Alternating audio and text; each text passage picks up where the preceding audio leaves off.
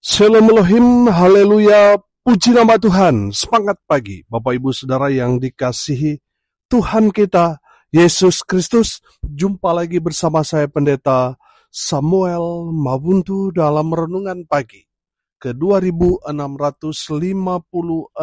hari. Renungan pagi ini mengudara, puji Tuhan.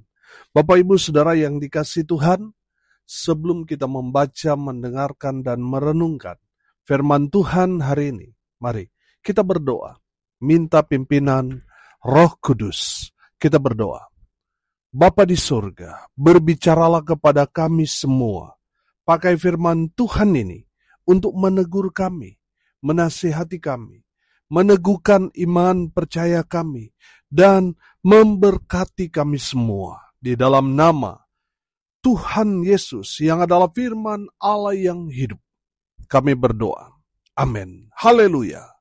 Bapak Ibu Saudara yang dikasihi Tuhan, bersama dengan saya kita akan belajar Alkitab dari kitab Kejadian sampai kitab Wahyu. Mari buka Alkitab kita. 2 Korintus pasal 4 ayat 7 sampai ayat 15. Demikian firman Tuhan.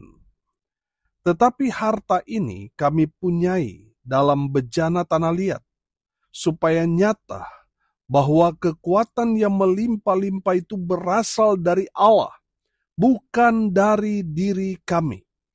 Dalam segala hal kami ditindas, namun tidak terjepit.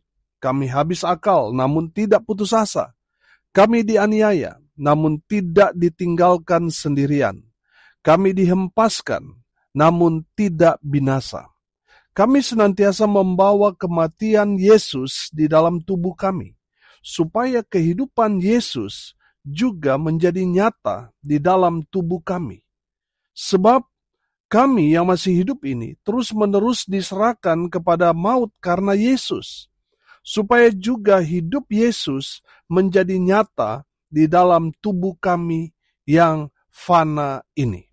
Maka demikianlah maut giat di dalam diri kami, dan hidup giat di dalam kamu. Namun karena kami memiliki roh iman yang sama, seperti ada tertulis, aku percaya, sebab itu aku berkata-kata. Maka kami juga percaya, dan sebab itu kami juga berkata-kata. Karena kami tahu bahwa Ia yang telah membangkitkan Tuhan Yesus akan membangkitkan kami juga bersama-sama dengan Yesus. Dan Ia akan menghadapkan kami bersama-sama dengan kamu kepada dirinya.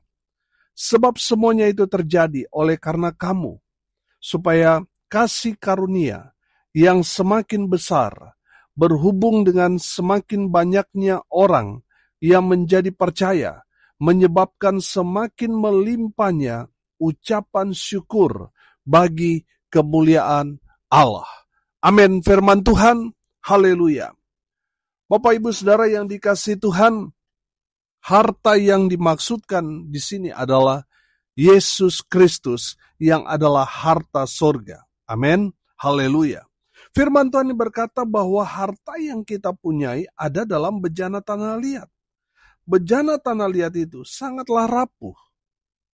Saking rapuhnya, iblis seringkali menyerang kita dengan cara menindas, menganiaya, bahkan membunuh orang percaya.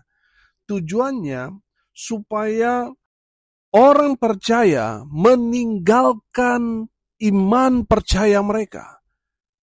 Saudara yang dikasihi Tuhan, ada berapa banyak orang ketika mereka dianiaya karena iman percaya mereka kepada Kristus Yesus Tuhan, karena tidak tahan dianiaya, ditindas, ditekan, akhirnya apa?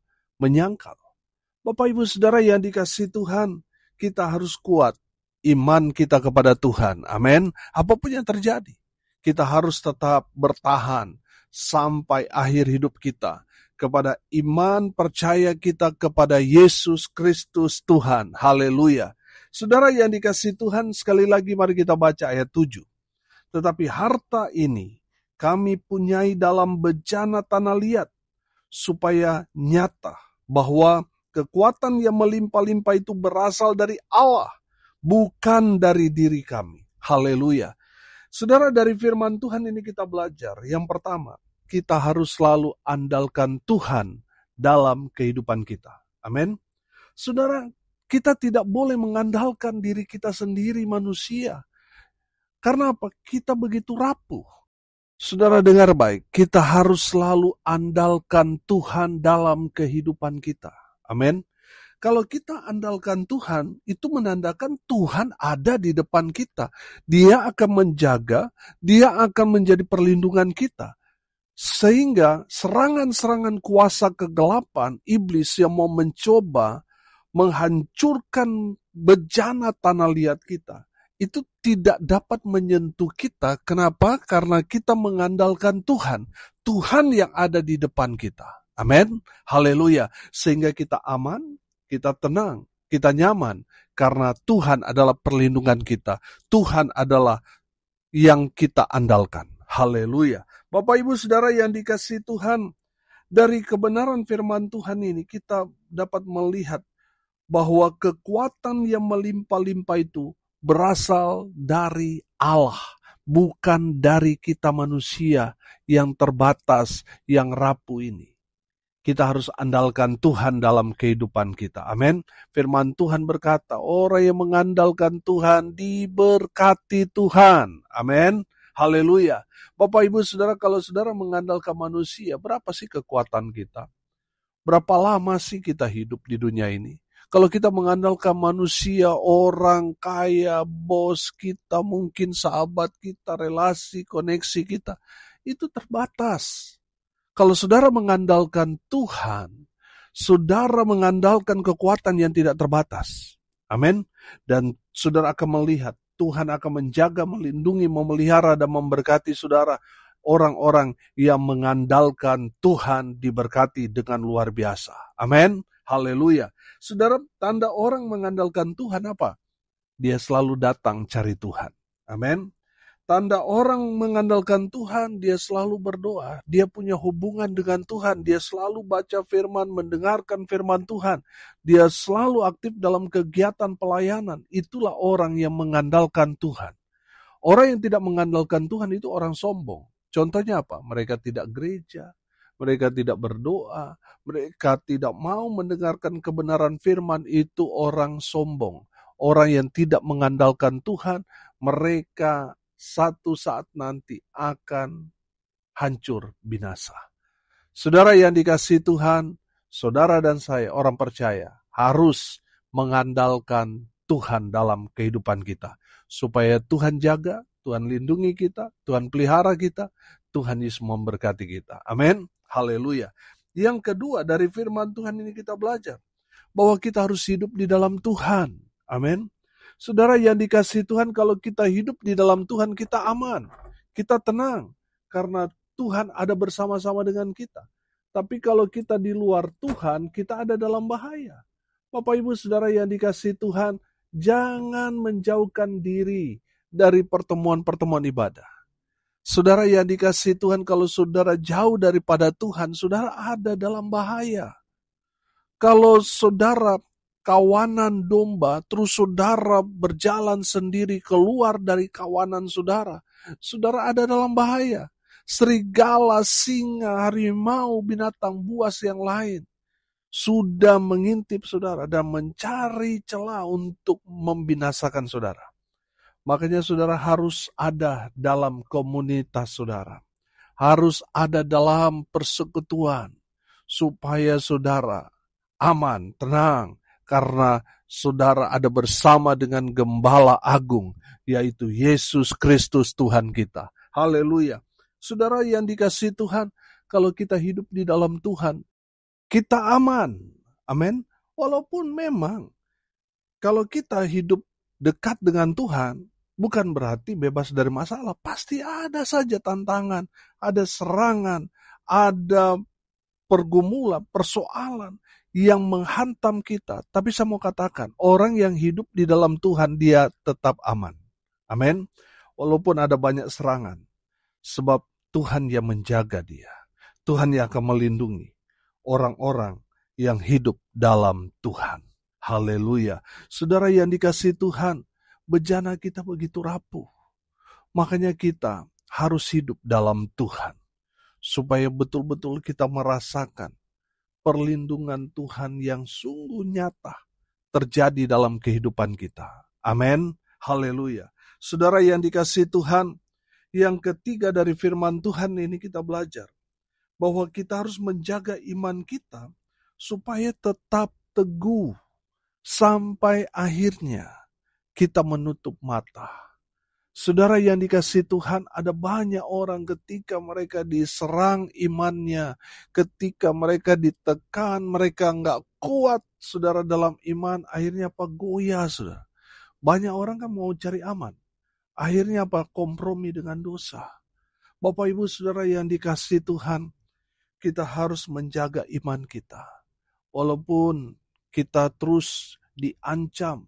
Firman Tuhan ini berkata bahwa Rasul Paulus, mereka itu diserang kuasa kegelapan. Saudara lihat di ayatnya yang ke-11. Sebab kami yang masih hidup ini terus-menerus diserahkan kepada maut. Karena apa? Karena Yesus. Supaya juga hidup Yesus menjadi nyata di dalam tubuh kami yang fana ini. Ayat 12, perhatikan. Maka demikianlah maut giat di dalam diri kami, dan hidup giat di dalam kamu. Bapak Ibu Saudara yang dikasihi Tuhan, konsekuensi kita ketika kita mengambil satu keputusan untuk mengikut Yesus, ya sudah pasti kita harus rela menderita sama seperti Yesus. Saudara, dalam perihal ini kita belajar bahwa kita harus memperkuat iman percaya kita kepada Yesus Kristus Tuhan. Amin. Saudara yang dikasihi Tuhan, mengikut Yesus selalu saya bilang, bukan berarti masalahmu, hutangmu beres. Justru di saat kita mengambil keputusan untuk mengikut Yesus, satu persatu datang silih berganti persoalan, pergumulan, tekanan, serangan-serangan daripada kuasa kegelapan baik dalam pikiran, dari hal-hal yang tidak dapat kita lihat, terus menyerang kita. Tapi saya percaya, orang yang tetap bertahan dalam iman percaya kepada Yesus Kristus Tuhan, mereka akan terus dijaga imannya. Mereka akan terus dijaga hidupnya. Betul mereka menderita, tapi tidak selamanya mereka terus menderita. Amin. Saudara yang dikasihi Tuhan, ada saatnya Tuhan akan memulihkan orang-orang yang tetap bertahan dalam iman. Walaupun mereka sudah melewati masa-masa yang gawat, kritis sekalipun, Tuhan akan memulihkan mereka, sama seperti Tuhan memulihkan keadaan Ayub. Amin. Saudara yang dikasihi Tuhan, saya percaya kalau kita tetap bertahan dalam iman percaya kita kepada Yesus Kristus Tuhan, pengharapan kita tidak akan pernah sia-sia. Janji-janji Tuhan yang ya dan amin itu akan saudara dan saya terima, baik selama kita ada di dunia ini, dan nanti dalam kehidupan yang kekal, kita akan menikmati semua berkat-berkat Tuhan bagi mereka yang tetap setia bertahan dalam iman percaya mereka selama mereka masih hidup. Haleluya. Hari ini kita belajar, saudara. Kita harus selalu andalkan Tuhan. Yang kedua, kita harus hidup dalam Tuhan. Dan yang ketiga, kita harus menjaga iman kita supaya tetap kuat, supaya tetap bertahan. Walaupun ada banyak tekanan, pergumulan, persoalan, kita harus tetap kuat. Amin. Saudara, kenapa kita harus mengandalkan Tuhan?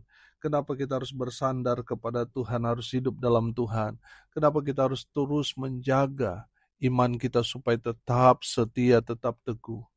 Karena harta yang kita miliki itu ada di dalam bejana tanah liat yang rapuh itu. Makanya kita harus selalu andalkan Tuhan, hidup dalam Tuhan, dan selalu menjaga iman kita. Amin. Mari kita berdoa. Terima kasih Bapa di surga, sudah berbicara kepada kami semua melalui kebenaran firman-Mu. Berkati semua pendengar dimanapun mereka berada. Tuhan memberkati hidup mereka.